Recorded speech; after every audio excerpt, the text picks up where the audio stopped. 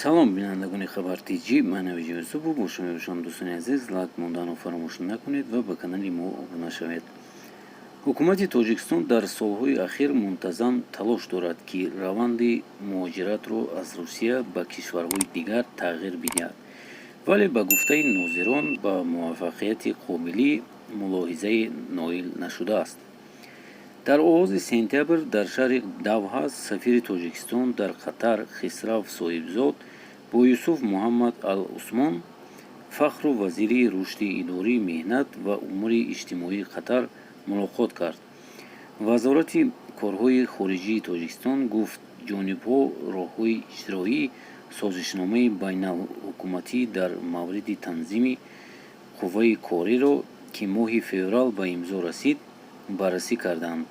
тарафҳо масъалаи таъсиси гурӯҳи кории муштарак, татбиқи санъат ва номгӯии тахассусеро, ки дар бозори кории Қатар ба онҳо талабот бештар аст, баррасӣ карданд.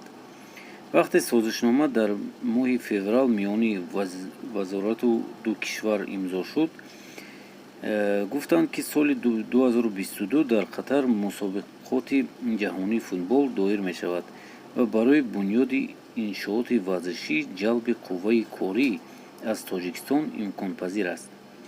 намояндаи вазорати меҳнат, муҳоҷират ва шуғли аҳолии Тоҷикистон Баҳром Самадов он замон дар мусоҳиба ба мо гуфт, ки фиристодани муҳоҷирон ҳуқуқи истисноии вазорат хоҳад буд, на ширкатҳои хусусӣ.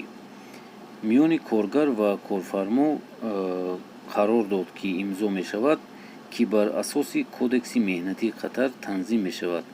Қатар ба мо номгӯи мутахассисонеро, ки ба онҳо ниёз аст, пешниҳод мекунад ва мо онҳоро омода ва равон мекунем, гуфт Самадов. дар созишнома навишта шудааст, ки корфармо хароҷоти роҳ, бима, иқоматро ба дӯши худ мегирад ва ҳамчунин шароитҳои хуби корӣ фароҳам менамояд ва дар сурати сар задани